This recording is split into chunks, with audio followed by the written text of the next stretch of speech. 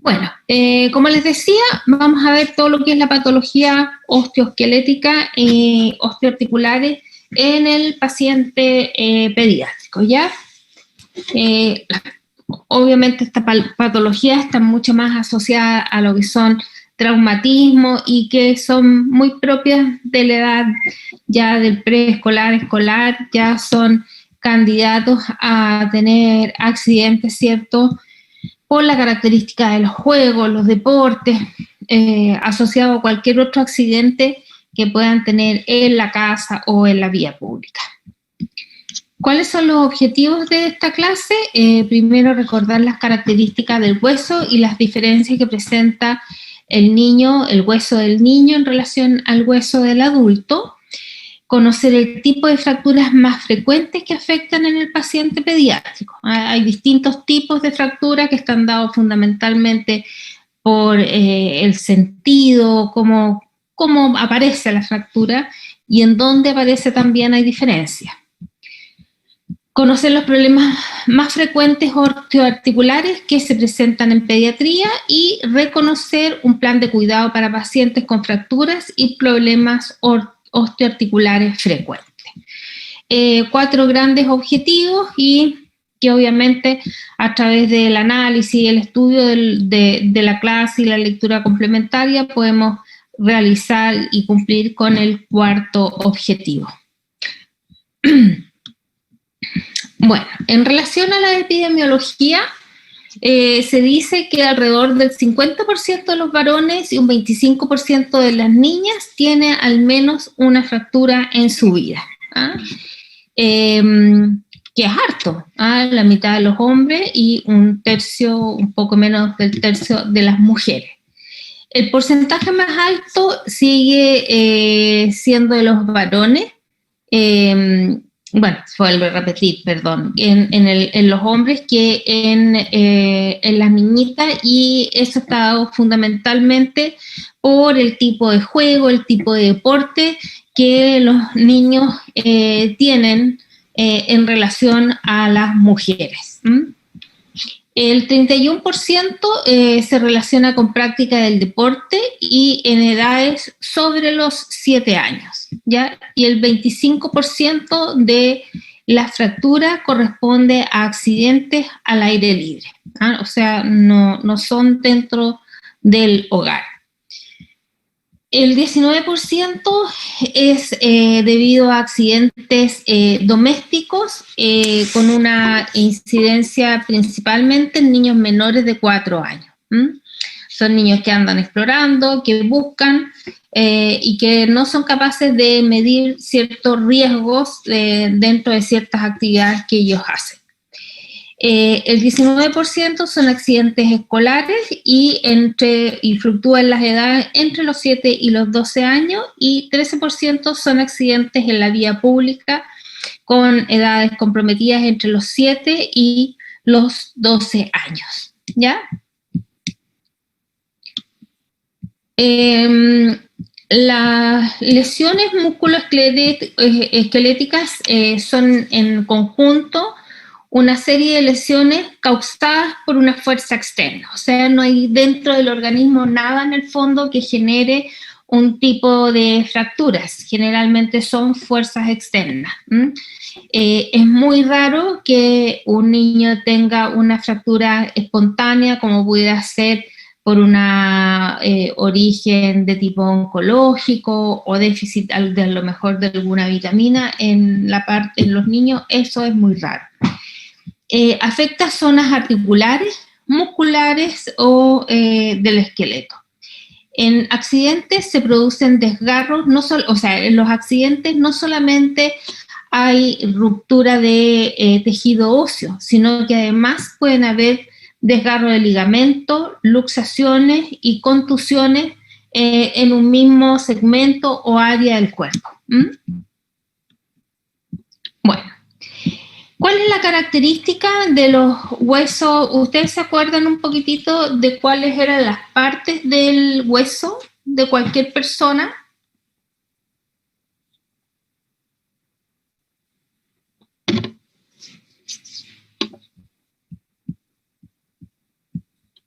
Parece que no. Bueno, el hueso tiene distintas partes, ¿cierto? Una que son los extremos, que son las epífisis proximales o distales, que son estas extremos del hueso que son generalmente de un mayor volumen, ¿ya? Después tenemos las metáfisis, que es este segmento pequeño que une generalmente la cabeza, la epífisis, con la diáfisis, que es como el cuerpo del hueso, ¿ya? A través de la diáfisis existe el canal medular, en donde encontramos la médula ósea, y encontramos los vasos sanguíneos que irrigan a estas estructuras. Los huesos es un órgano vivo y que necesita, ¿cierto?, de la irrigación de sangre para poder mantener el metabolismo. En el niño, a nivel de la metáfisis, se encuentra el cartílago de crecimiento, ¿ya? El cartílago de crecimiento, que es una estructura que va a permitir, que está presente en los huesos largos, ¿cierto?, que va a permitir que este hueso siga creciendo en la medida que el niño avanza en años. Ahora, ¿y por qué es importante tenerlo en consideración? Porque hay unas fracturas que se dan fundamentalmente en el paciente pediátrico, que se dan en esta zona y que pudieran eventualmente causar daños a nivel del cartílago de crecimiento y tener algunas complicaciones de crecimiento del hueso, dejar segmentos más cortos, un segmento más corto que el otro, si es que el daño de la fractura lesionó este cartílago de crecimiento, ¿ya? Ahora, el hueso en sí tiene distintas capas o planos, si lo quisiéramos decir de alguna manera. El plano más externo es el periósteo, después viene el endosteo o la parte más interna del hueso, en donde encontramos este canal medular, ¿ya? Eso es a grandes rasgos lo que me interesa que sepan de las características del hueso en el paciente pediátrico. En relación a las características de este tejido, la verdad es que el hueso en el niño tiene una actividad o una fisiología un poco distinta a lo que es en el paciente adulto. El periósteo, que es esta capa más externa, es bastante más gruesa, es activo osteogénicamente y está muy vascularizado, ¿ya? Es una estructura ósea más porosa, y las epífisis, acuérdense que son estos extremos, no están aún osificadas, y algunas veces pudieran determinar dificultad para el diagnóstico específico, a lo mejor de una fractura, porque la densidad radiológica que tienen esas estructuras es diferente. Pueden asimilarse, tienen una densidad menor, ¿cierto? Y a lo mejor se ven como mucho más translúcidas que un hueso, como un hueso de una persona más adulta. Hay mayor grosor del cartílago epifisiario, dando lugar a que se puedan producir fracturas osteocondrales. Fisiológicamente, el hueso tiene una función de crecimiento y remodelación muy activa. ¿Qué quiere decir eso? Es que el hueso va a crecer de una manera determinada, ¿cierto? A lo mejor más rápida, y a lo mejor ahí tiene una recuperabilidad mayor que en una persona que ya están sus huesos osificados, y en otro sentido tiene la capacidad de remodelarse vamos a ver que hay algunas situaciones en donde hay deformidad de una extremidad o de un segmento corporal, en donde a lo mejor en cualquier paciente nosotros diríamos que hay una fractura, pero aquí hubo una deformación ósea, y que después eso con un yeso, con una férula, se remodela y vuelve nuevamente a su condición normal. Las consolidaciones de la fractura son mucho más rápidas y hay posibilidad de apariciones de deformaciones que son progresivas, y esto tiene que ver a lo mejor con algún proceso que se mantenga a lo mejor en el tiempo. Para darles un ejemplo, antiguamente, muchos años atrás, a las mujeres chinas se les ponían zapatos muy pequeños. Los pies se fracturaban o se moldaban y se acomodaban a este espacio y mantenían los pies muy chiquititos porque socialmente eran muy bien vistos. Así que ahí hay que tener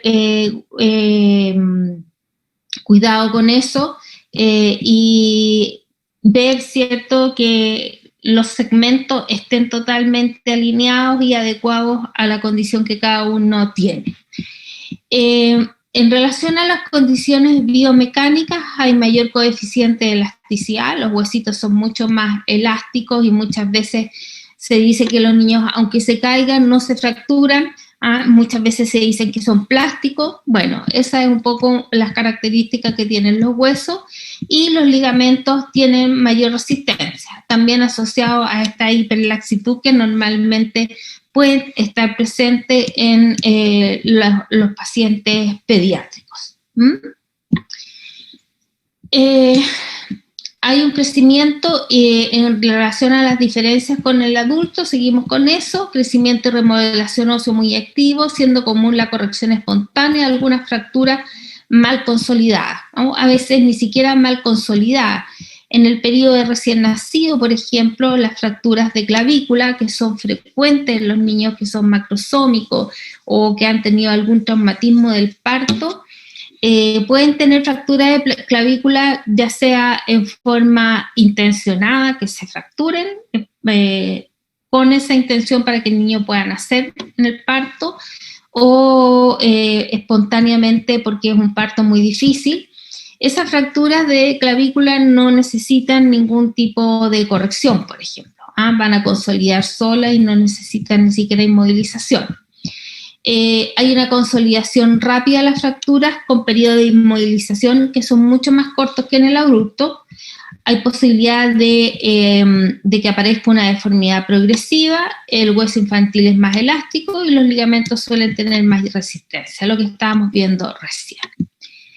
¿Qué es una fractura en buenas cuentas? Es como la pérdida de continuidad de un tejido, así como cuando se rompe la piel, aquí pasa en el hueso, y por lo tanto podemos decir que es la interrupción de la continuidad ósea o cartilaginosa. Hay pérdida de continuidad del hueso, ya sea total o parcial, producto de la acción de un impacto.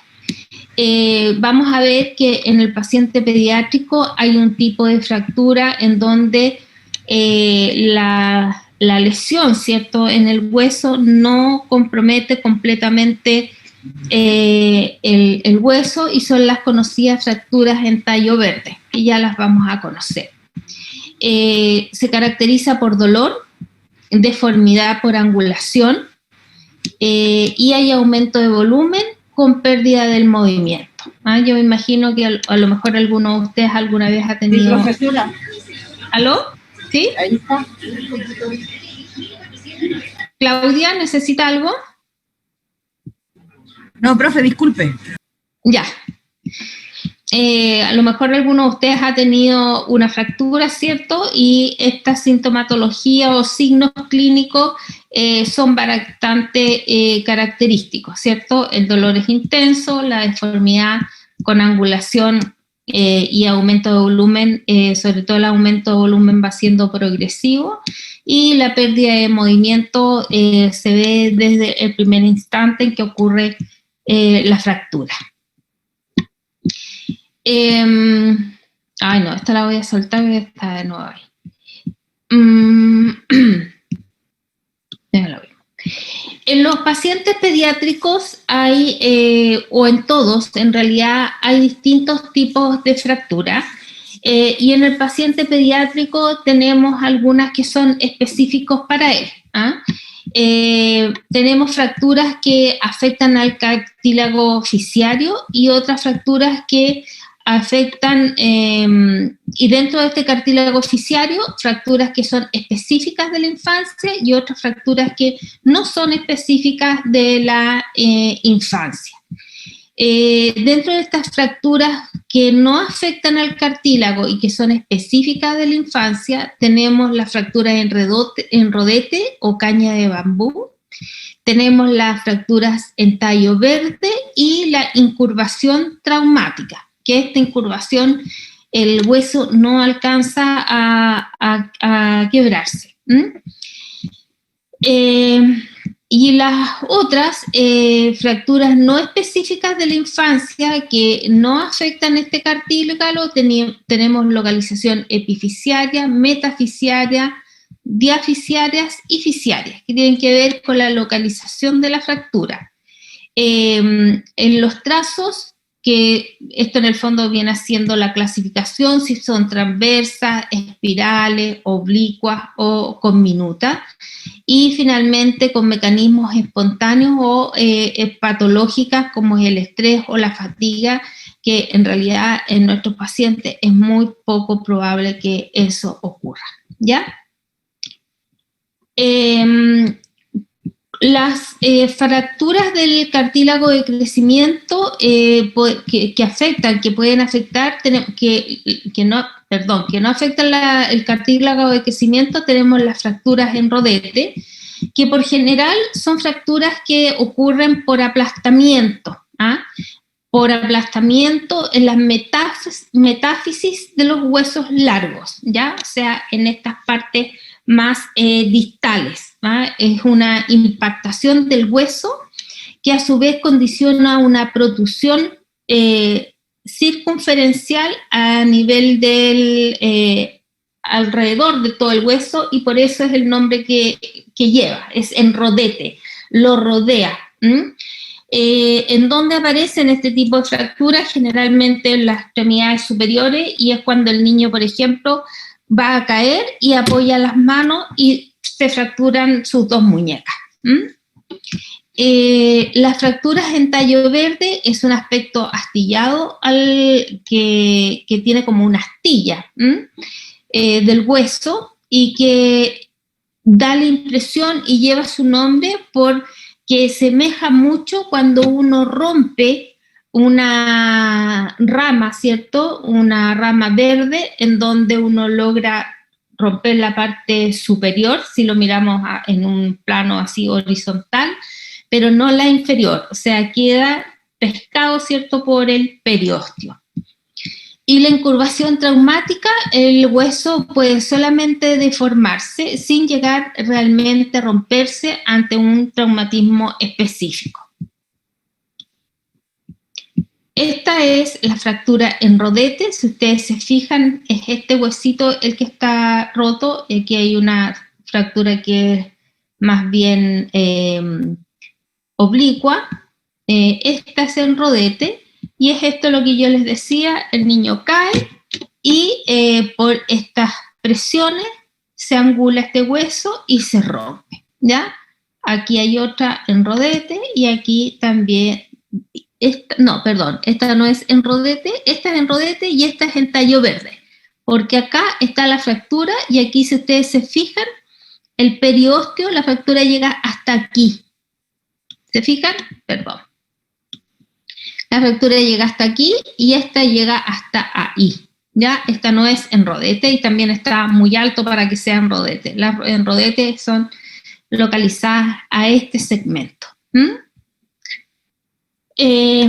Rara vez ocurre en las extremidades inferiores, pero puede darse. Supóngase un niño, y créanme que pasa, no se lo estoy contando.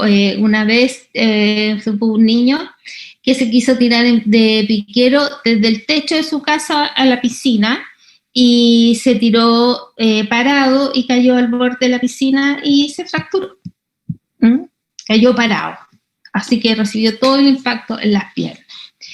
Bueno, y las deformaciones que son traumáticas, acá no encontré la foto como del mismo brazo, pero si ustedes se dan cuenta, este hueso está totalmente arqueado. Hay una deformación ósea, pero no hay ninguna línea que sugiera, ¿cierto?, la fractura dentro ni del cúbito ni del radio, ¿ya? O sea, aquí netamente hay una sola deformación. Pero esta deformación también es dolorosa, hay edema, hay impotencia funcional, así que debe ser tratada igual que si fuera una fractura. La clasificación de las fracturas hay según localización, según trazo, según mecanismo y según la lesión que estas abarquen, que está un poco en el primer cuadro que vimos que eran propias o no propias de las fracturas en pediatría. En relación a la localización, bueno, dijimos que podían ser a nivel de las epífisis, de la metáfisis, de la diáfisis y la fisiaria. Y la según trazo son las transversas, espirales, digamos, oblicuas y conminutas. Las conminutas son generalmente, se dan en la nariz, tiene frecuentemente fracturas en minuta, en donde los huesos propios de la nariz se rompen en pequeños pedacitos. Ya les voy a mostrar una foto. Nuevamente las espontáneas o patológicas que en nuestros pacientes pediátricos, vuelvo a insistir, no hay lesiones de tipo patológica o espontánea, ¿ya? Según trazo, aquí tenemos las longitudinales, que pueden ser a lo largo del hueso, las transversas, las oblicuas y las espirales que van dando vuelta alrededor del hueso, ¿ya? Esta es la enrodete, aquí la llaman también impactada, también puede ser acá, y esta es la conminuta. Hay puros pedacitos, ¿cierto? Pero les vuelvo a repetir, una fractura típica es la fractura de nariz conminuta. Acá tenemos la incurvación plástica del hueso. Aquí la fractura en tallo verde, tenemos acá una parte que está totalmente fracturada, y acá en el otro lado del hueso, en la parte más convexa, si se quiere mirarla así la fractura, hay indemnidad en el periósteo, ¿ya? Y la otra es en rodete. Bueno. Cuando ocurre una fractura de cualquier tipo, el hueso se va a reparar a través de la formación de un callo óseo, ¿ya? El callo óseo es en el fondo lo que va a ir a rellenar, ¿cierto?, cada uno de estos segmentos. Porque si nosotros pensamos en esta fractura transversal, hay una sección y el hueso queda dividido en dos. No siempre las fracturas van a requerir de un tratamiento quirúrgico, en donde a lo mejor se les va a colocar una placa atornillada como para mantenerlo unido, sino que aquí en estas fracturas va a existir una actividad celular importante en donde va a aparecer este callo óseo y es el que finalmente va a ir a reemplazar y va a formarse un hueso con características de hueso, ¿ya? Como definición podemos decir que es una formación temporal de fibroblastos y condroblastos, que son estas células que forman el tejido óseo, en estas zonas fracturadas del hueso, y es la manera que tiene el hueso de empezar a regenerarse, ¿ya? El callo óseo va a permitir mantener unidos estos dos segmentos que se encuentran separados cuando el hueso se fractura. Inicialmente son el hueso o el callo óseo es una estructura que no es resistente, es una estructura más bien de tipo blanda, y por eso que el paciente requiere del apoyo además de una férula o de un yeso y en muchas ocasiones del uso de bastón para poder asegurar, ¿cierto?, que ese callo óseo se endurezca, ¿cierto?, y luego de un par de semanas, entre 2 y 6 semanas, dependiendo de la fractura, ese callo óseo se incorpore a este tejido o a este hueso como una estructura propia del hueso y que después va desapareciendo, ¿ya?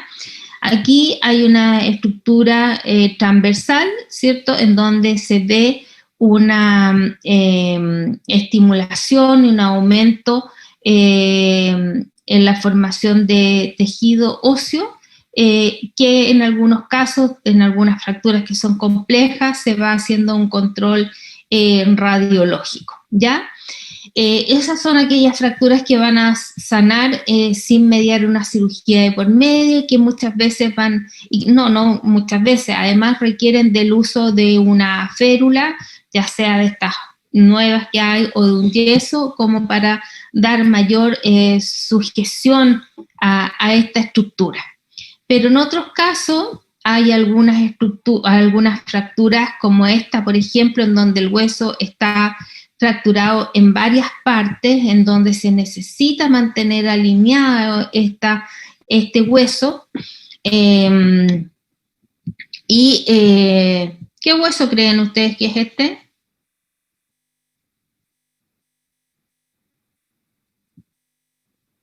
¿Qué hueso es este y este?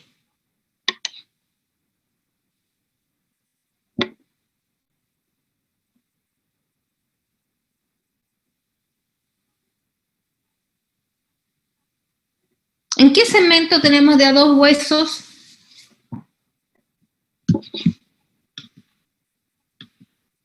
La tibia y la fíbula. Javiera, ¿tibia y cuánto? Tibia La y fíbula o peroné, sí. Esta es tibia y peroné. Esta es la tibia y este el peroné, ¿ya? A pesar de que está tan quebradito, el peroné tiene una actividad de recuperación bastante rápida y es bien eficiente, ¿ah? Y se recupera mucho más rápido que la tibia. La tibia, como es un hueso como central y que es importante en nuestro sistema de bipedestación, al estar seccionado completamente, es necesario colocar unas agujas, estas se llaman agujas de Kirchner, que van apernadas, ¿cierto? Y que van a darle rigidez y firmeza a este hueso hasta que aparezca este callo óseo, ¿ya? Este clavo, se llama clavo. Finalmente, una vez que se logra la consolidación del hueso, al tiempo, no inmediatamente, sino que un par de meses después, 6 meses, un año, hay que retirarlo. Este es un clavo endomedular que va colocado dentro del canal medular y debe ser retirado. Son cirugías un poco traumáticas, los pacientes sangran un poco, así que ahí hay que tener todas las medidas y precaución tanto en el pre como en el postoperatorio. Son accidentes y por lo tanto no podemos preparar al paciente para ello. Este otro es un brazo, ¿cierto? Aquí está aparentemente la mano, aquí hay una fractura y acá hay aparentemente un húmero en donde hay un fijador externo, que es otro sistema de mantener estas fracturas fijas. Estos pacientes no van a tener yeso de por medio, y también va a tener estos fijadores hasta que logre formar un buen callo óseo y mantenga una estructura adecuada, una densidad de callo adecuada. Bueno, en realidad, ¿alguna pregunta hasta acá? ¿No? No, profe. Ya. Entonces, en relación a las fracturas en rodete, la localización preferentemente en la metáfisis y más concretamente en la unión metáfisis diaficiaria. Para mí esto es como un trabalengua, chiquillo, soy medio disléxica y me cuesta un poco decirlo, pero es acá, en esta zona. Y se produce por compresión sobre el hueso frente a esta caída, ¿cierto? Generalmente los niños apoyan las manos. Con mayor frecuencia en las extremidades superiores hay dolor, hay impotencia funcional y hay signos locales sobre la región metafisiaria afectada. No hay una deformidad ostensible porque como es redondito no hay angulaciones, por ejemplo, o sea, no es que el hueso salga por un lado o por el otro. El tratamiento de este tipo de fracturas es la inmovilización de la extremidad por aproximadamente 2 a 3 semanas. Vamos a ocupar un yeso. Las fracturas en tallo verde, que son estas, en donde aquí se nota mejor, la fractura no es completa, se ve de preferencia en los huesos diaficiarios finos y con corticales delgados. En general se va a ver en el radio, en el cúbito y en las clavículas, de preferencia. Las fracturas en tallo verde afectan uno de los dos lados del hueso sin afectar el lado contrario, de forma que el hueso queda angulado. Si uno ve la deformación, ve una especie como de vértice o de angulación, de forma similar a la que se produce al doblar un tallo, doblarlo. Es como, supónganse que este cable fuera una ramita y esto queda así. Ahí. Siempre presenta cierto grado de deformidad y se ve como un cototito como para arriba. La clínica es dolor, impotencia funcional y una deformidad que es importante y es evidente. Ahora, obviamente que la sintomatología va a ser mucho mayor en la medida que los niños sean un poco mayores. La característica de este tallo verde está dada por estas características de la densidad del hueso en los niños. El tratamiento de las fracturas de tallo verde en general es reducir el desplazamiento entre los segmentos. ¿Qué significa reducir? Es tratar de alinear. Si yo veo esta fractura, por ejemplo, uno dice que es una fractura que está desplazada, que está desalineada. Por lo tanto, lo que primero se hace es reducirla y alinearla, colocarla en línea.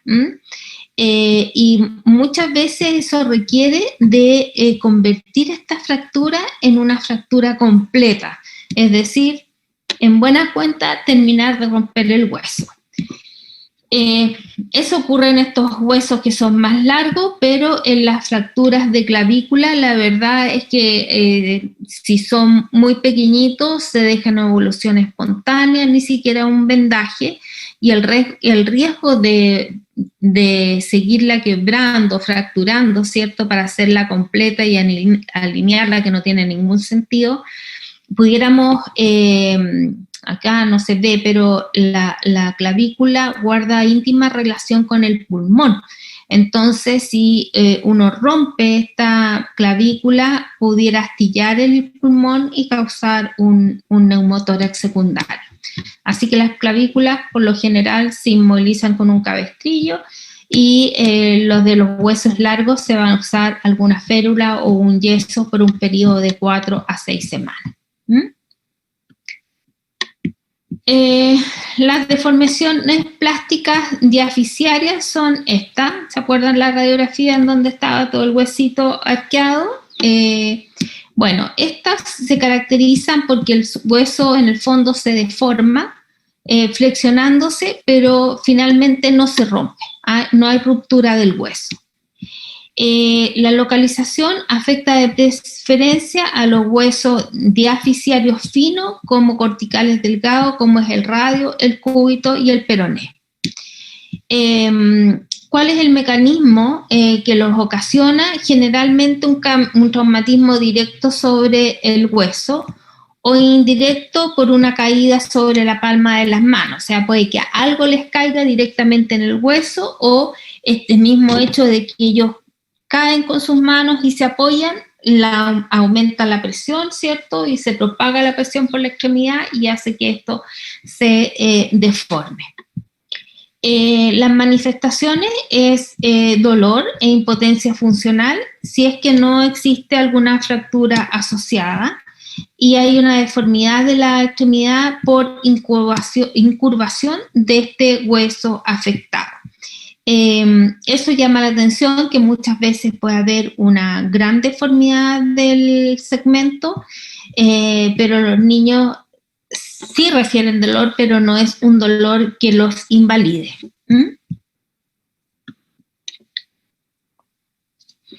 ¿Cuáles son las complicaciones de la fractura? La primera es la posibilidad de lesión de las partes blandas adyacentes, vasos sanguíneos, nervios, etc. Un ejemplo bien claro, que si bien no llega a ser una fractura, pero sí es una lesión, los esguinces. Me imagino que muchos de ustedes han tenido esguinces. Cuando uno se hace un esguince, al día siguiente, por lo general, aparece un gran hematoma en la región donde tienen localizado el esguince. Ya eso es porque hay ruptura de vaso, hay una movilización, ¿cierto?, de estructura que hace que haya estas pérdidas de sangre por la alteración en la microvascularización. Hay hemorragia y choque hipovolémico por lesión de grandes vasos. ¿Qué huesos creen ustedes que podrían llegar a causar, si es que se llegan a romper, shock hipovolémicos importantes?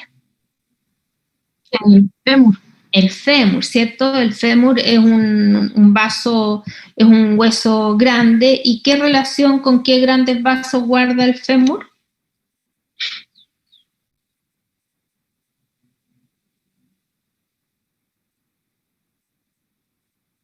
¿Qué arterias, qué venas pasan por ahí, al ladito, pegadita? Uno toma hasta pulso por esa zona. Femoral. Las arterias femorales, ¿no? Y si se secciona la arteria femoral, en un par de ratos el paciente se muere. ¿Quién se murió? Alguien famoso, conocido, mujer, supuestamente por hipovolemia. Bien freak el dato que les voy a dar en la clase, pero bueno, no importa. La Lady Di, la princesa Diana, supuestamente murió por un choque hipovolémico. Bueno, a ella se le seccionó, parece, pero además hubo un desgarro de la arteria femoral. Y lo otro, infecciones de fracturas abiertas por la herida. ¿Qué es una fractura abierta? Porque esa otra clasificación que fractura no la expuesta, profe, que el hueso tiene comunicación con el exterior.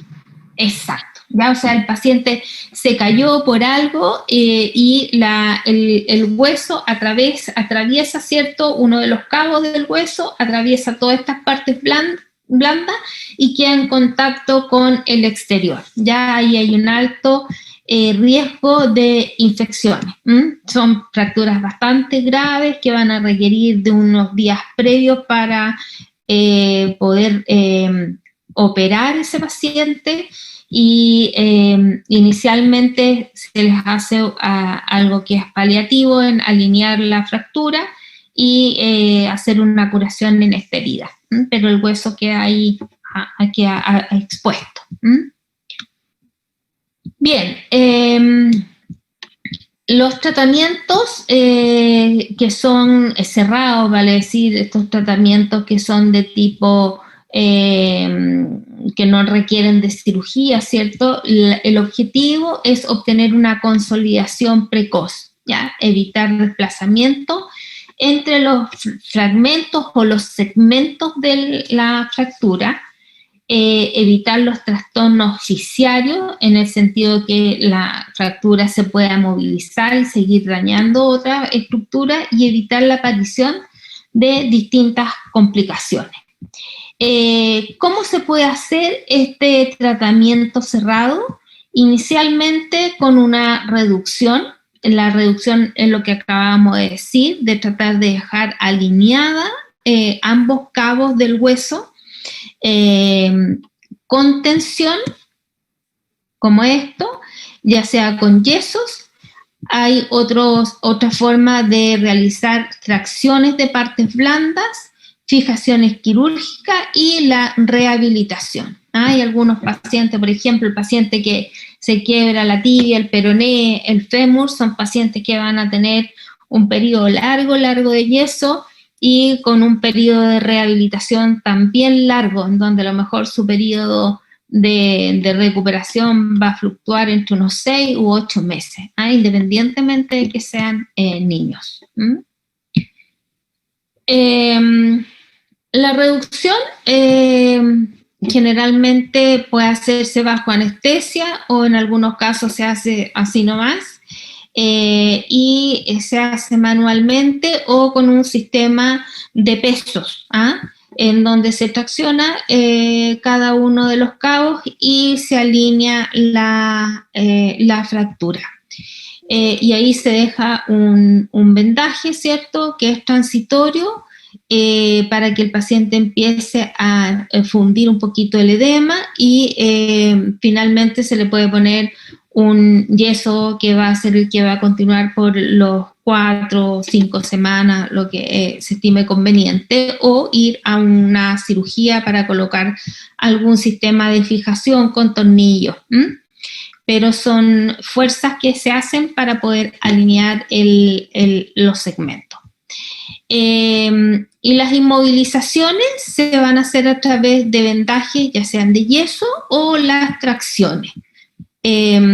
Las tracciones son sistemas, ¿cierto?, de inmovilización que van a requerir de la hospitalización del paciente por el periodo que sea necesario. Y las tracciones pueden ser de 2 tipos, percutáneas o transesqueléticas. ¿Conocen ustedes algún tipo de fractura que requiera de alguna tracción?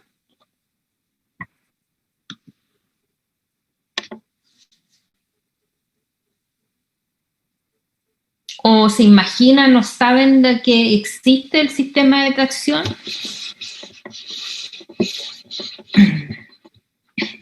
¿No? Bueno, vamos a conocerlo ahora. Esto es como un sistema bien particular, por decir una palabra como suave. Es como, yo creo que la traumatología es un área bastante cruenta y traumática a la vez, es como violenta.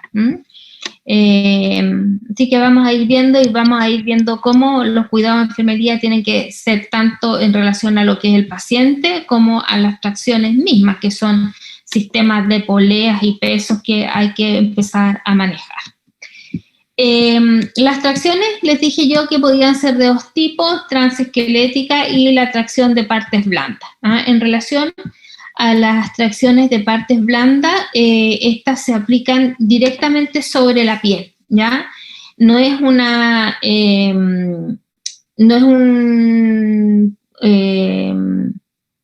procedimiento tremendamente invasivo, sí es invalidante y es fuerte ver a un niño con una tracción, pero no requiere de ir al pabellón, no requiere de incisiones, ¿cierto? Y las tracciones se pueden ir cambiando en un periodo de tiempo, cada 48, 72 horas. Así es que es mucho más llevadera a lo mejor que una tracción transesquelética.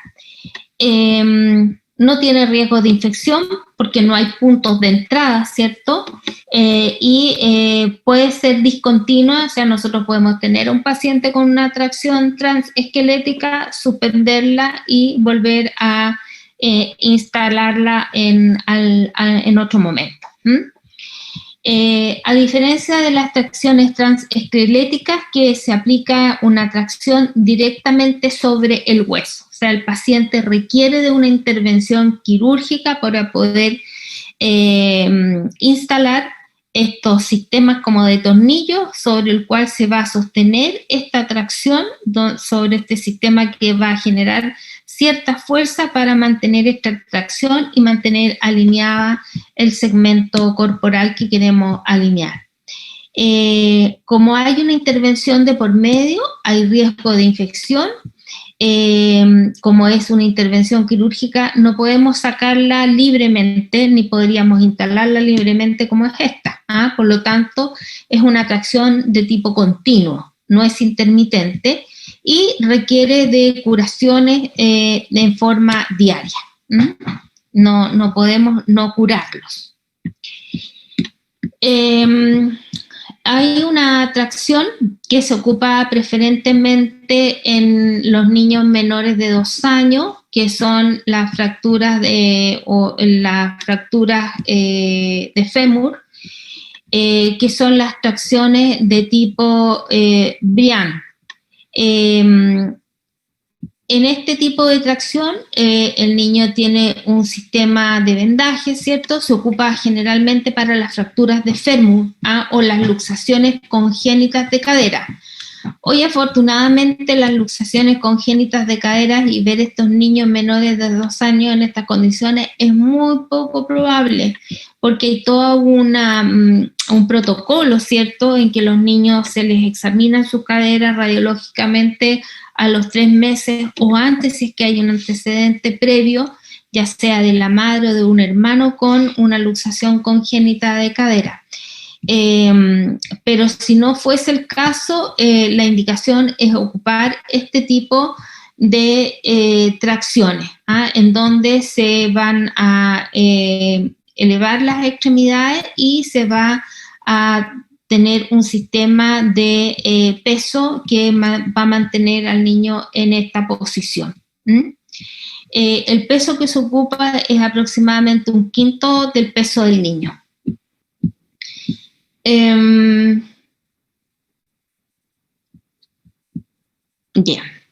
Después tenemos otro tipo de tracción, que es la tracción de Russell, también llamada de Hamilton-Russell, que es un dispositivo que se usa también para las fracturas de fémur.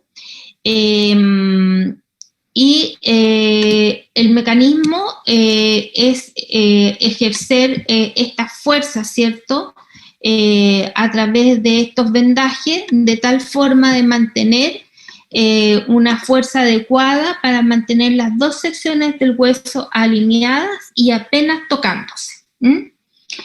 Es un procedimiento ortopédico que se puede usar unilateralmente o bilateral y que combina la suspensión, porque lo eleva, y la tracción, porque lo tracciona, ¿ya? Y de esa forma logra mantener esta fractura alineada bajo las condiciones que se quiere utilizar. Se usa para las fracturas de fémures, de cadera y de rodilla.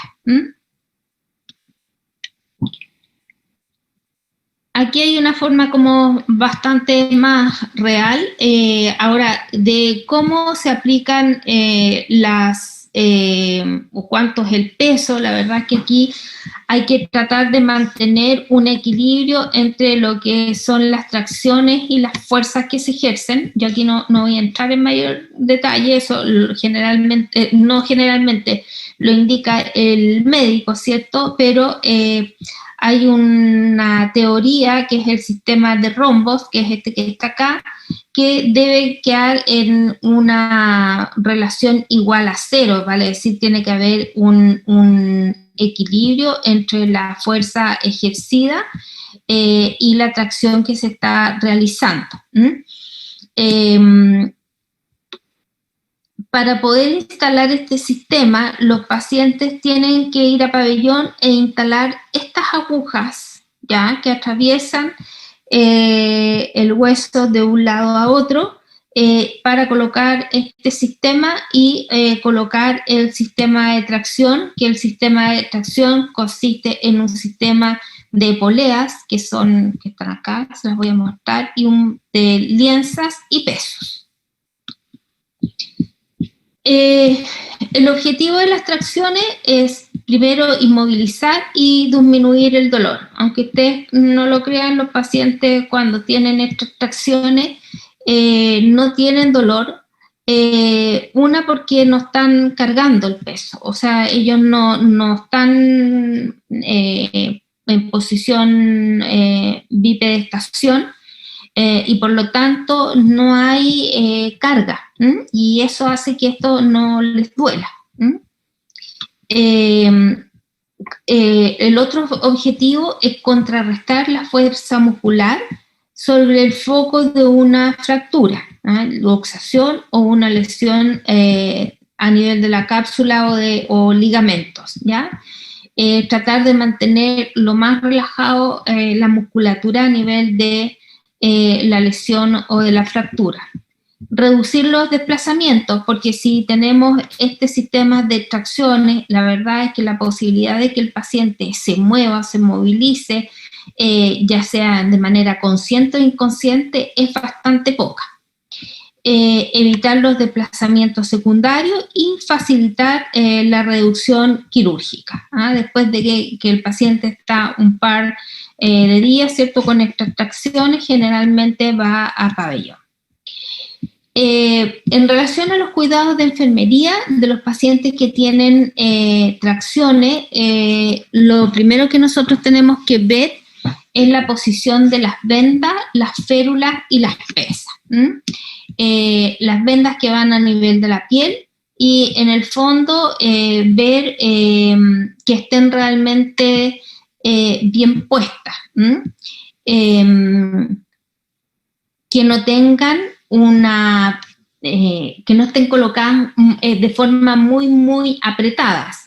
Eso es lo que uno debiera ver cuando el paciente llega del pabellón, llega con eso puesto. Nosotros no lo vamos a ver. Pero si ustedes recibieran un paciente con estas condiciones y viniera con una venda, ¿qué harían? ¿Qué cuidados tendrían que tener con un paciente que viene con unas vendas y con estas tracciones? ¿Qué se les ocurre a ustedes que debieran controlar? Ojalá que no esté por aquí.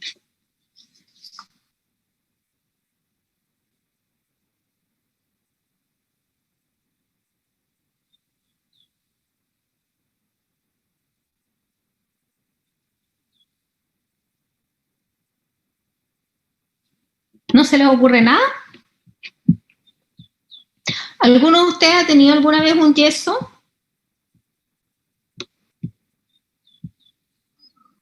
Profe, verificar, o sea, los riesgos de, por ejemplo, un yeso, en este caso, como los síndromes compartimentales. ¿Ya? ¿Y qué vería para estar atento ver para si que esto no aparezca? Que la zona no se inflame, que no haya hematoma, que eso es como más o menos signos de... Pero antes de que aparezca, hematoma a lo mejor va a tener por la misma fractura. Claro, pero inflamación, aumento de volumen como... ¿Pero cómo ve la inflamación? ¿Cómo la ve? ¿Cómo la evalúo? ¿Dice usted? Sí. ¿Cómo usted me puede decir, chuta, aquí estamos mal? No sé, como en ese caso. ¿Alguien que pueda ayudar a su compañera?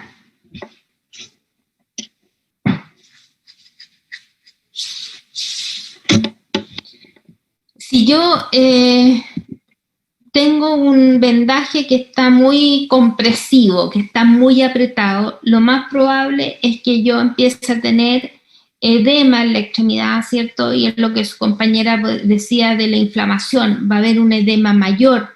Lo más probable es que la coloración de la extremidad cambie. En vez de tenerla más bien de tipo rosado, vamos a tener cierto grado de cianosis. no vamos a tener pulsos presentes. Entonces vamos a tener que palpar los pulsos que estén presentes en la pierna del paciente, ¿ya? Todo eso me va a ir orientando a si estamos evolucionando favorablemente o vamos a tener que estar atentos a la aparición de un síndrome compartimental del que estaba hablando su compañera, que ya vamos a hablar enseguida, que es una situación crítica que va a poner en riesgo la extremidad del paciente y a lo mejor también la vía, y que a lo mejor va a tener que ir a pabellón rápidamente. Así que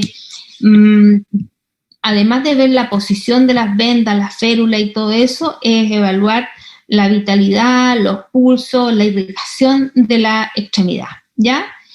Tenemos que fijarnos que las cuerdas de la tracción pasen por el centro de estas poleas, ¿ya? Porque si no están en el centro, esto puede caerse o salirse. Estas son como, tienen unas canaletas, yo me imagino que todo el mundo ha visto una polea, ¿cierto? Y si se cae, el peso va a traccionar y va a romper muchas estructuras y vamos a tener un caso tremendamente complejo. El peso debe también colgar de una manera segura, ¿cierto? Debe tener un espacio y no debe estar apoyado sobre nada para que realmente ejerza la presión, la tracción que necesitamos que haga. Debemos valorar la posición de la cama, elevar la cabeza en los casos que sea necesario. Controlar desplazamientos del sistema debido al sudor o a la calidad de las telas si es que hay algún tipo de tela. Aunque si es este sistema de acá, la verdad es que no necesitamos supervisar nada. Esto más que nada a lo mejor en la de partes blandas. Y facilitar, mentira, no voy aquí.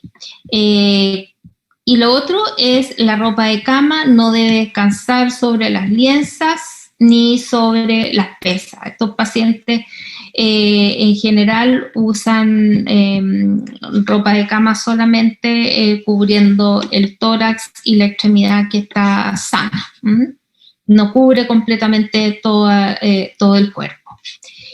Se debe observar al niño para detectar posibles erosiones o eritema. Se debe lavar la piel al menos una vez al día en los casos de estas tracciones de partes blandas.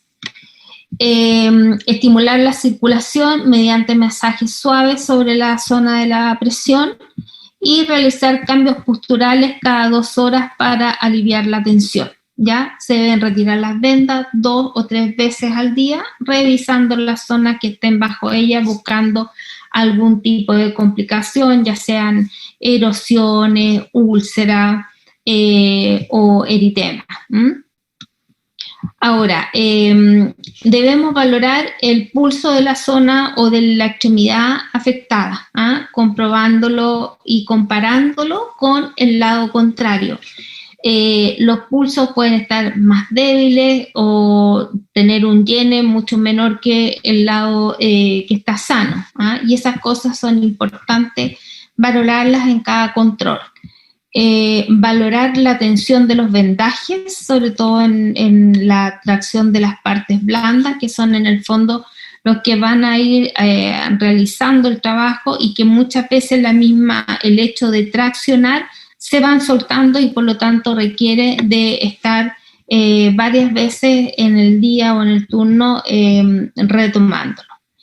Valorar los dispositivos de inmovilización, si están sueltos, apretarlos y retirarlos en forma periódica y estimular con frecuencia la realización de inspiraciones profundas con máxima expansión torácica. Los niños que tienen este tipo de tracciones están acostados, ¿cierto? Y tienen muy poca expansión torácica. Así que deben tener quina respiratoria y estimular inspiraciones profundas. Lo vimos en algunas clases pasadas, se les puede traer algún juguete que sirva como para soplar, pasarles algún globo o algo como para que ellos puedan estar insuflando permanentemente y disminuir los riesgos. Hoy, perdón por la bulla, pero inesperadamente. Valorar cambios neurovasculares como color de la piel, los lechos unguiales, el aumento del dolor y la alteración de la capacidad motora. Cuando uno examina una extremidad, generalmente lo toca, le pregunta si siente igual en los dos lados. O sea, uno hace un examen y lo va comparando con el lado sano. Generalmente pide que muevan los dedos de los pies. Observar los músculos afectados, su desarrollo y la debilidad o la contractura. Como es un músculo que no se va a ir, que no se va a estar utilizando, generalmente es un músculo que con el paso de los días empieza un poquito a atrofiarse, pero también debe evaluarse su tono muscular y preguntarle al paciente si no siente ningún tipo de malestar a nivel de muslo o de las pantorrillas. Realizar ejercicios isométricos e isotónicos, esto lo va a hacer el kinesiólogo, ¿cierto? Unos están dirigidos a mejorar la resistencia muscular y evitar, ¿cierto?, que estos músculos se vayan debilitando, porque al final, el periodo de la rehabilitación va a ser importante que la cantidad de musculatura sea adecuada, y los otros van a ir a trabajar directamente sobre aquellos segmentos, ¿cierto?, articulación que sufrieron este traumatismo y por lo cual los pacientes están con esta tracción. Así que eso nosotros colaboramos, hay a lo mejor algunos ejercicios que el paciente va a poder hacer en forma independiente y que nosotros tenemos a lo mejor la obligación de recordarle que lo haga o pedirle al familiar que esté con el niño que en una forma más lúdica y como juego lo realice. Prevención de úlceras por presión, evitar problemas respiratorios y gastrointestinales y del tracto urinario. Aquí los niños pueden a lo mejor, si ya controlaban esfínter, no querer hacer de forma frecuente porque están en la cama, pueden tener mayor estreñimiento por la posición, ¿cierto? Y por estar permanentemente acostados sin nada casi de movilidad.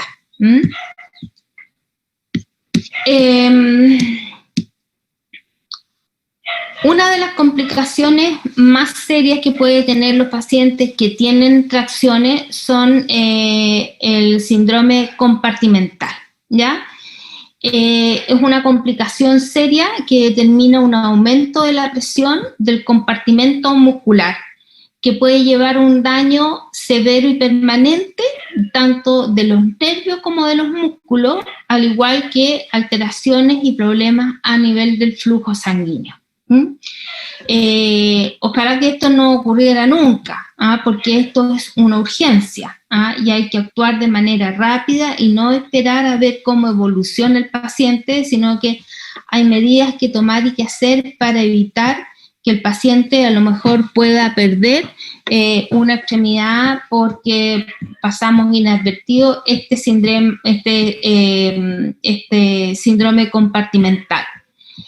Esta situación es provocada por un sangramiento o una inflamación de los tejidos, sangramiento que puede estar ocasionado porque a lo mejor hubo una mala hemostasia al momento de la cirugía y de la instalación a lo mejor de la tracción o alguna intervención traumatológica para alinear un segmento, y también en respuesta a este proceso inflamatorio de los tejidos que va a seguir, ¿cierto?, evolucionando un par de horas, a lo mejor un par de días, mientras no se estabiliza esta fractura. Lo que ocurre se va a producir una disminución de la presión, disminuyendo la irrigación sanguínea, que ocurre inicialmente a nivel de los músculos, luego a nivel del sistema de los nervios y aportando una menor cantidad, no de nutrientes, sino que más bien de el oxígeno necesario y de glucosa, que son importantes para este tejido que está dañado, ¿cierto? Y que necesita tener óptimas condiciones para su recuperación. Los síntomas del síndrome compartimental pueden incluir un dolor intenso. El paciente se queja de un dolor que es casi insoportable. Tienen sensación de hormigueo en la extremidad y tienen debilidad en el área afectada. Esto de la debilidad del área afectada, de verdad que de repente es un poco difícil evaluarlo, ¿cierto? Porque el paciente tiene de por medio una fractura, pero si uno le dice y tiene los dedos sanos, que apriete los dedos o que haga alguna fuerza contra la mano de uno, la verdad es que ellos no son capaces, y no porque les duela, sino que porque no pueden. Aquí hay un algoritmo. Yo les dije que era una situación como de urgencia y hay que actuar de una manera más o menos rápida para evitar las secuelas que pueden ser de tipo permanente. Lo primero que uno ve en el síndrome compartimental es un aumento del volumen de un compartimento específico y lo que se ve, hay una disminución del retorno venoso, ¿ya? Clínicamente, ¿cómo vemos una disminución o un enlentecimiento del retorno venoso? ¿Cómo lo vemos?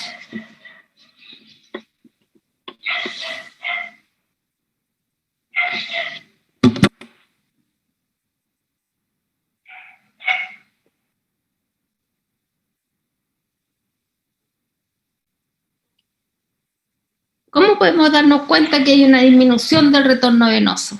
Lo acabamos de decir.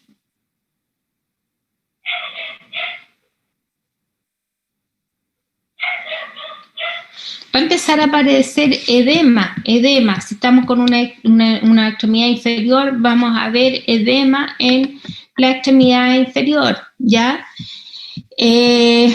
A nivel compartimental va a haber un aumento de la presión por esta disminución del retorno, o sea, va a haber una éstasis venosa, ¿ya? Y va a haber una disminución a nivel de la presión arterial. ¿Por qué? Porque nos estamos quedando con un remanente y el volumen, ¿cierto?, no es el mismo.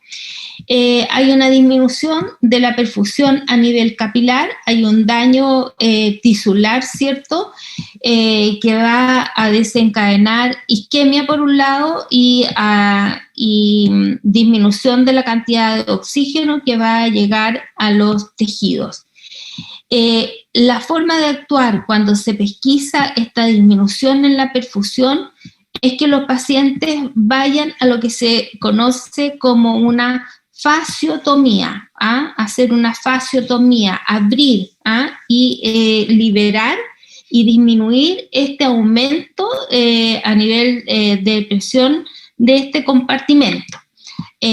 Con esta disminución de la presión vamos a permitir, ¿cierto?, que los vasos pequeños, los arteriolas, los vasos sanguíneos más pequeños puedan fluir, se revascularice y recupere el paciente el miembro sin mayores secuelas.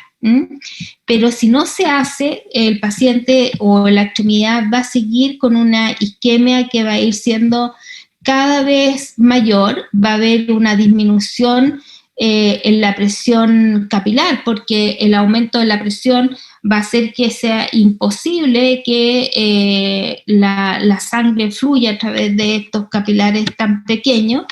Va a haber necrosis muscular y daño a nivel de los nervios periféricos, va a haber una contractura muscular y va a haber una secuela permanente, ¿ya? Y las secuelas pueden ser de cualquier tipo, a lo mejor en algunos casos hasta el paciente puede perder, ¿cierto? La extremidad a consecuencia de esta complicación mayor. Así que, ojo, lo más importante, valorar la extremidad, evaluar un buen retorno venoso, que estén buenos pulsos, que haya buena coloración y que los pulsos periféricos estén presentes, ¿ya? Bien, otra forma de tratar la fractura, además de las tracciones y de los yesos, son las osteosíntesis, que son el uso, ¿cierto?, de estas agujas o clavos que son de uso endomedular, o las fijaciones externas. Las osteosíntesis internas son estas agujas de Kirchner, que son estos agujas que son largas y que miden, en realidad se colocan y van de acuerdo al porte del paciente. Tiene un sistema de tornillos que son estos, que van a permitir fijar este tornillo al hueso, se atornillan.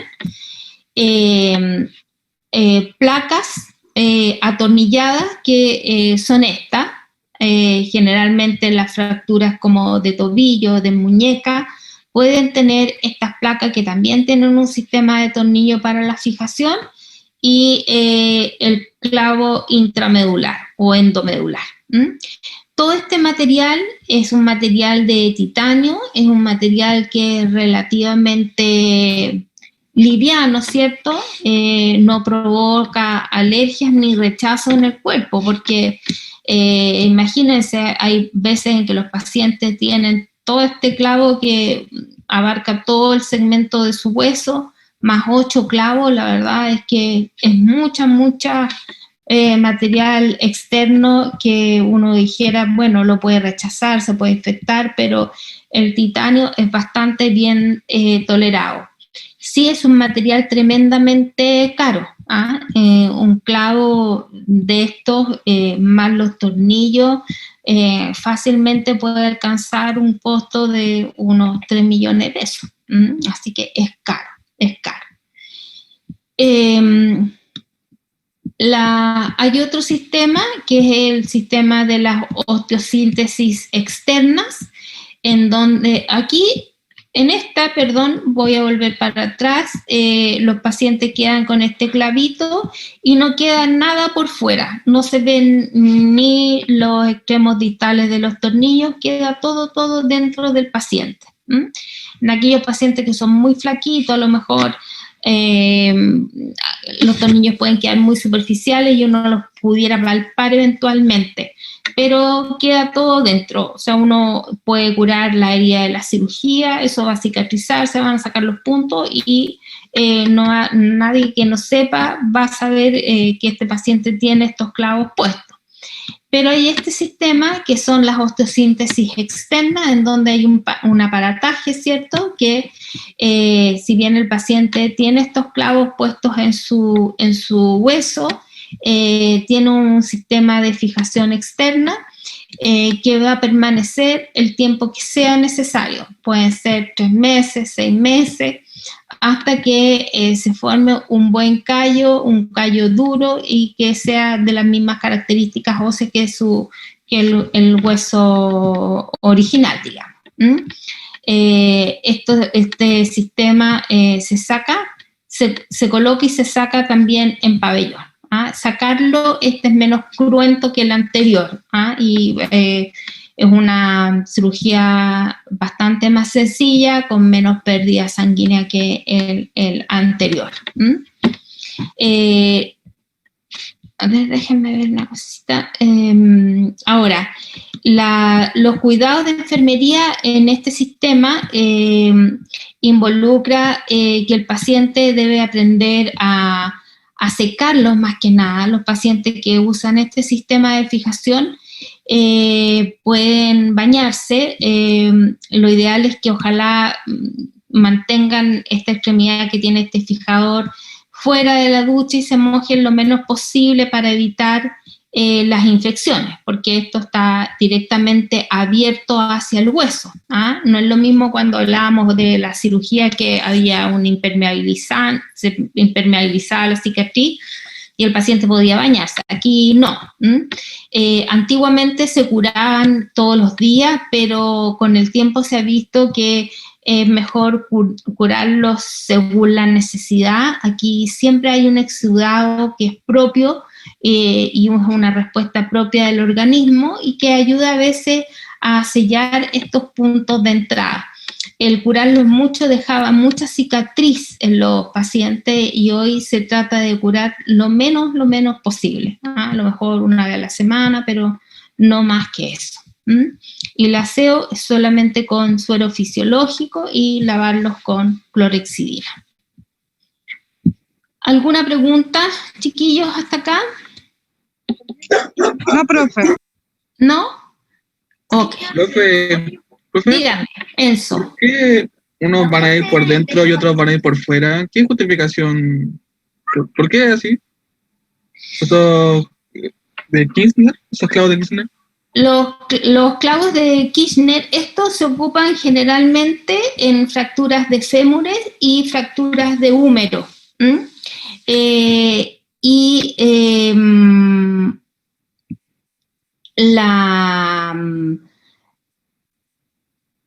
Acá logran y tratan de mantener estable la fractura.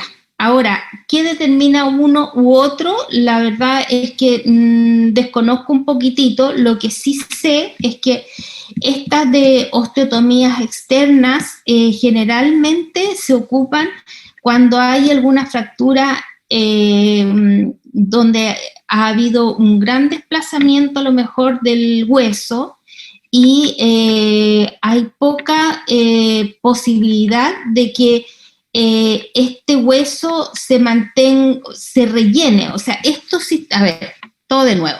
Estos sistemas de fijadores externos se han usado mucho en aquellos pacientes que tienen algún trastorno de crecimiento, ponte tú, o que tienen asimetría de los huesos, tengan una patita más corta o una patita más larga. Entonces ahí lo que se hace es que se secciona este hueso, se corta y se mantienen separados los huesos y se van separando diariamente. Tú los vas separando para que forme callo óseo y el largo del hueso crezca a través del crecimiento del callo óseo. Si tú no mantienes esta distracción de los huesos, la fractura se va a consolidar rápidamente y no vas a lograr igualar estos segmentos. Entonces, eso ha dado súper buen resultado en estos niños que tienen algún problema de crecimiento o que han tenido alguna complicación de alguna fractura en donde han quedado segmentos desiguales.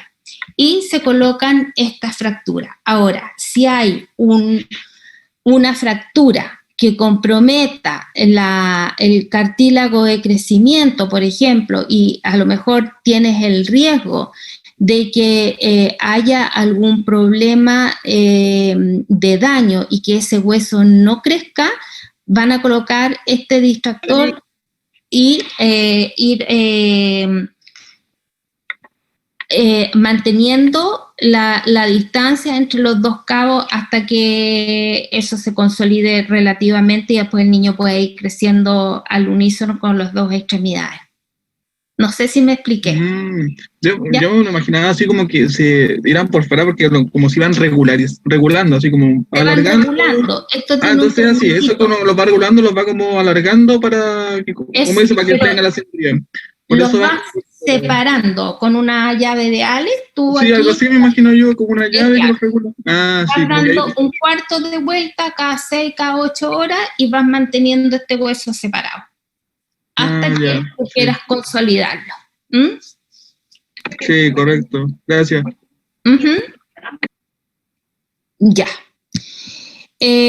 Bueno, ¿alguna otra pregunta en relación a lo que estábamos hablando? ¿No? Bueno, hasta ahí vamos a dejar la fractura, no nos vamos a abocar a ver cada fractura en particular porque necesitaríamos un curso de traumatología completo, sino que grandes cosas, lo más importante, y los cuidados sobre todo en los pacientes que tienen este tipo de tracciones. La osteosíntesis externa, el mayor riesgo es sin lugar a dudas las infecciones, y que si hay una infección va a haber que tratarlo con antibiótico para poder controlarla, y en caso de que eso no ocurra, hay que retirar todo este sistema, ¿ya? Así que eso. Bien, vamos a seguir con las lesiones articulares. Les voy a pedir, chiquillos, un segundo. Lo otro que nos queda ver son las osteomelitis y las artritis sépticas, que es una patología que la osteomelitis es, por definición, la infección del hueso, y la artritis, la infección a nivel de las articulaciones, ¿ya? Las osteomelitis es una inflamación del hueso causada por infección de microorganismos, ya sean bacterianos o fúngicos, o sea, por hongos, ¿ya? Es una infección grave que requiere de la hospitalización de los niños por un periodo no corto. Podemos tener una hospitalización de un mes o más incluso, y que una de las mayores complicaciones en la osteomelitis es que este hueso se dañe tanto, ¿cierto? Que se dañe y ese hueso no siga creciendo y tengamos estas asimetrías en distintos puntos del cuerpo, ¿ya?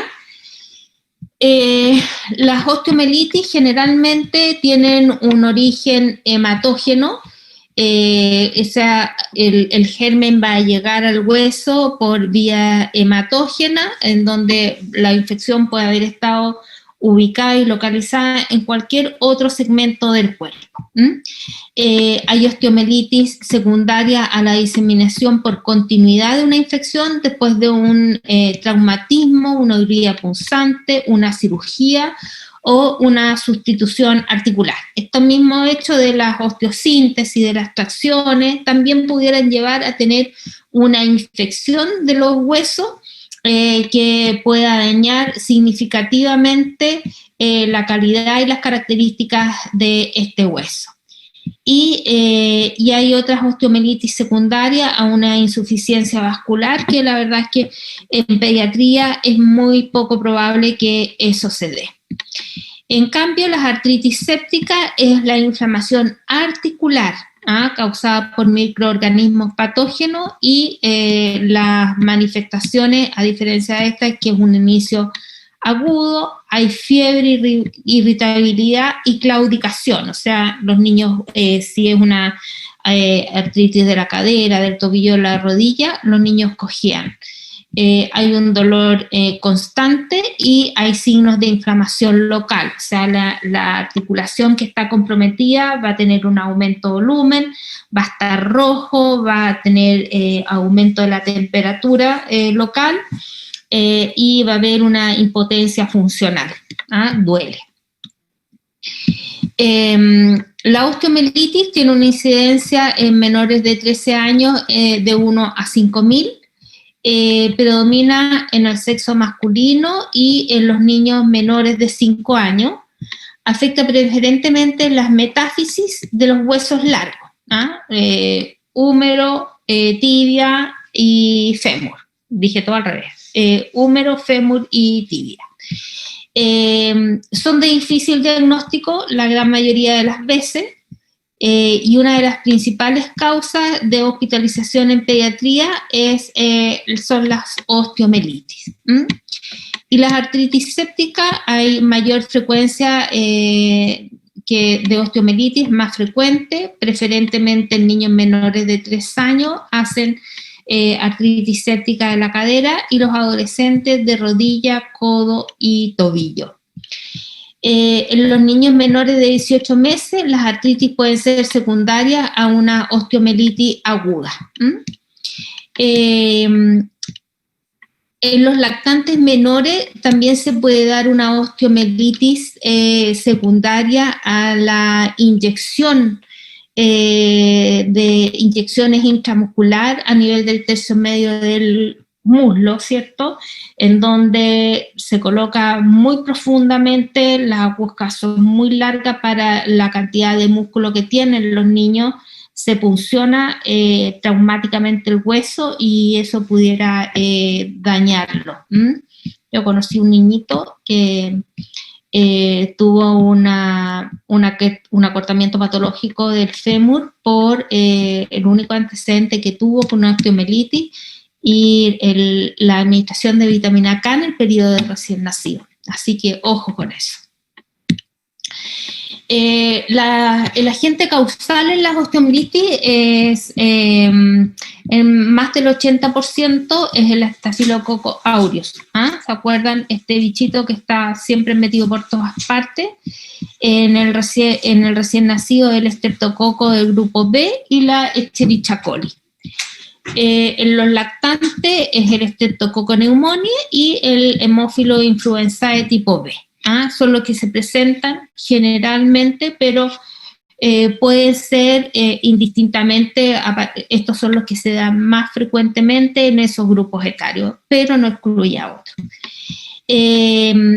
Parte de un foco preexistente en la piel, de las vías respiratorias o infecciones de otras etiologías. El cuadro clínico es un inicio agudo o subagudo, pero que rápidamente es progresivo. Tiene un cuadro, la presentación, ¿cierto? El compromiso que va teniendo el paciente es de un estado infeccioso, generalmente con una fiebre alta, un gran compromiso del estado general. Generalmente las fiebres o las curvas febriles son con picos, o sea, suben y bajan, muy parecido a lo que pudiera ser un absceso. En un periodo inicial puede ser revelador la signología focal. Los niños pueden localizar el dolor en algún segmento del cuerpo, en algún hueso particularmente. Hay dolor, hay fiebre y hay impotencia funcional. El dolor agudo es persistente y creciente, sobre todo en el hueso afectado. El dolor va siempre en aumento. Y lo más extraño es que aquí generalmente las mamás dicen, sí, pero es que el niño no se ha caído, no se ha pegado y le duele. Y uno inicialmente los mira, todavía a lo mejor no hay ni equimosis, no hay cambios en la coloración, ni hay un aumento de volumen importante. En los recién nacidos hay fiebre, hay compromiso del estado general y hay pseudoparálisis. Hay patitas o brazos que no se van a mover. En los niños mayores hay fiebre alta, hay astenia y adinamia, o sea, los niños no se quieren mover. Hay posiciones antiálgicas y negación a mover la extremidad, porque ellos saben que si la mueven les va a doler y eso no lo van a hacer. Y hay signos de inflamación en un foco determinado, en un foco específico. El examen físico, lo más revelador es el dolor, generalmente metafisiario, y los exámenes de laboratorio muestran un recuento leucocitario elevado, los leucocitos están elevados, la velocidad de sedimentación está elevada y la PCR también está elevada. Aquí es indispensable hacer un estudio radiológico, un estudio de radiografía con imágenes anteriores, posteriores y laterales, y que se pueden complementar con una resonancia nuclear magnética. No tengo fotos de acá, pero las fotos en la osteomielitis es como ver el hueso. Ustedes ubican las esponjas de mar, esas esponjas que están llenas como de hoyitos y como perforaciones de distinto tamaño. Esa es la característica que se ve en el hueso en un niño con una osteomielitis. Cada uno de esos son secuestros óseos, es una degeneración del hueso, hay pérdida de hueso y ahí dentro de esa cavidad hay generalmente pus. El tratamiento es un tratamiento con antibiótico. Generalmente se empieza con antibióticos de amplio espectro, vancomicina, amicacina, clinda, y que después, cloxa también, y que después generalmente se va a cambiar de acuerdo al agente que se encuentra. El tratamiento, como les digo, es largo, de 3 a 6 semanas, en donde a lo mejor las 2 primeras semanas o el primer mes, si es que no se ve mejoría, el paciente va a tener tratamiento endovenoso y después se puede cambiar a oral, si es que francamente la radiografía mejora y la clínica del niño mejora. Si no, estos niños tienen que ir a pabellón para limpiar el hueso, ¿cierto? Y hacer como un curetaje, un raspado para poder sacar el pus y estos agentes que están causando esta destrucción del hueso.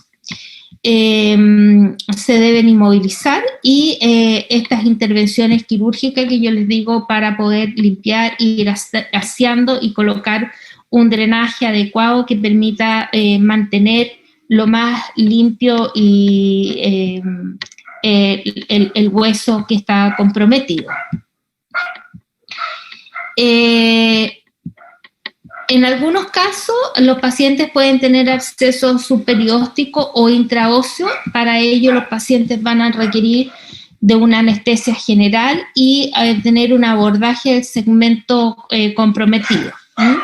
Hay una entrada con una ventana a nivel de la cortical del hueso, se hace un curetaje, raspado del fosco osteomelítico con extracción del material purulento y tejido óseo comprometido. Muchas veces los pacientes van a requerir más de una intervención quirúrgica, a veces con una sola no basta y va a ser necesario 2 o 3 intervenciones, incluso en algunos casos se va a colocar un antibiótico de amplio espectro en el mismo hueso. Se deja una sonda de drenaje con una osteoclisis, que es lo que les estaba diciendo, con suero y antibiótico. Luego, para sacarlos del pabellón, los pacientes van a requerir del uso de una férula de yeso y van a seguir con antibióticos de amplio espectro vía endovenosa de acuerdo al germen que se identifique. Aquí, cuando se abre, durante la cirugía se toma una muestra directa del mismo hueso, se manda a estudio, a cultivo y si es necesario se va a cambiar el antibiótico a las 24 o 48 horas posteriores a la cirugía. ¿Alguna pregunta en relación a esto? ¿No? No, profe. Ya. Eso en cuanto a la osteomelitis, o sea, la infección del hueso, ¿ya? Va a requerir hospitalización, va a requerir cirugía, va a requerir un tratamiento antibiótico intraóseo y endovenoso, ¿ya? Y es de largo tratamiento. Y ahora las artritis séptica es la inflamación, ¿cierto?, de toda la articulación, ya sea en el espacio o sus estructuras anexas. La causa también va a ser por diseminación y por una inoculación directa causada por un traumatismo abierto o alguna cirugía, porque los niños se hayan golpeado y solamente el hecho del golpe pueda causar este proceso séptico de la cadera, de la articulación. O bien tener una continuidad con alguna infección cercana. El agente, nuevamente, el Staphylococcus aureus. El diagnóstico a través de una radiografía simple con signos indirectos que orienten al diagnóstico. Generalmente los niños van a tener aumento de volumen, lo mismo que el anterior, pero va a estar localizado específicamente en una de las articulaciones. Calor local, aumento de volumen, dolor e impotencia funcional. Las ecografías tienen bastante buena sensibilidad, pero baja especificidad, y lo que sí sirve es la artrocentesis, que es la obtención, ¿cierto? Que es la punción de la articulación para la obtención de líquido, sangre o pus que esté dentro de la articulación, y que lo que se saca de esa punción, ya sea la articulación de la cadera, del tobillo o del codo, se va a mandar a análisis y a cultivo, ¿ya? La foto aquí muestra una artrocentesis de tobillo derecho. Las complicaciones, necrosis ósea, lo que va a llevar a un reemplazo de toda la articulación, crecimiento anormal del hueso con estas asimetrías, y claudicación si es que se trata de alguna articulación del miembro inferior, y disminución del rango de la movilidad, ¿ah? Cuando las articulaciones se sanan, ¿cierto? Hay cierto tejido cicatricial que hace que las articulaciones queden bastante más rígidas. El tratamiento de compresión del espacio articular, instauración de tratamiento antibiótico y la inmovilización. Aquí tienen ustedes un líquido articular que es normal, totalmente transparente, lo que hablábamos alguna vez como agua de roca, y acá vemos líquidos ya sean amarillos o medio purulentos, o podemos tener sangre, ¿no? Ahí hay distintos tipos de la recolección que se hace. Y el abordaje es por la cara externa entre la articulación de la rodilla. Cuidado de enfermería, la anamnesis, ¿cierto? Aquí hay que aplicar todo lo que es el proceso, tiempo de evolución, importante cuánto tiempo el niño lleva con esto, las características del dolor, y identificar si es que hay algún traumatismo previo o algún cuadro infeccioso que pudiera explicar, ¿cierto?, la migración de estas bacterias al hueso o a las articulaciones. Las lesiones impéticas, los impéticos pueden irse fácilmente a localizar a alguna articulación. Limitaciones de las actividades habituales, cuánto tiempo y cuáles son los síntomas asociados. Vamos a valorar el estado general, vamos a hacer un examen físico general y segmentario, ¿ah? Si nosotros pensamos que es un niño que tiene un compromiso articular o óseo, normalmente ya el hecho de caminar, nosotros tenemos que estar valorando la forma que tiene de caminar, si presenta dolor, si claudica, si apoya o no apoya el pie, o simplemente no quiere caminar y viene en brazos de la mamá. Temperatura de la piel, dolor a la palpación local, inflamación y crepitación. Vamos a ver el grado de movilidad, tanto activa como pasiva. O sea, si el niño uno le va a decir que mueva el pie, que lo extienda, que lo flexione, que lo rote, que abduzca, etc. Pero si no lo quiere hacer, somos nosotros quienes vamos a tener que mover de forma cuidadosa, ¿cierto?, la extremidad y valorar este grado de movilidad. Evaluar el dolor y las características, el dolor frente a la movilidad o mientras está en reposo. Vamos a realizar un control de signos vitales con énfasis, por supuesto, en la temperatura, en la frecuencia cardíaca y en la saturación, y en todo en realidad. Manejo del dolor, vamos a evaluar el dolor a través de las escalas, pesquisa de signos y síntomas de complicaciones de la infección, cuidado de los tratamientos con antibióticos, vale decir que se den a la hora correcta, ¿cierto? Si hay algunos que haya que protegerlos de la luz, habrá que protegerlos de la luz. Si vamos a tener que dar un antihistamínico como cuando usamos la vancomicina, lo vamos a tener que hacer, administrarlos con bomba de infusión, etc. Control de exámenes de laboratorio, son niños que van a tener un seguimiento con hemograma y PCR. El hemograma debiera ir mostrando una disminución del recuento de leucocitos y una disminución de la velocidad de sedimentación por un lado y también una disminución en la PCR. Eso indicaría que el tratamiento antibiótico está siendo efectivo, pero si al cabo de 48, 72 horas el paciente no muestra mejoras en esos parámetros, la verdad es que a lo mejor la indicación es cambiar el antibiótico y solicitar y rescatar el cultivo que se debe haber hecho inicialmente de ese paciente.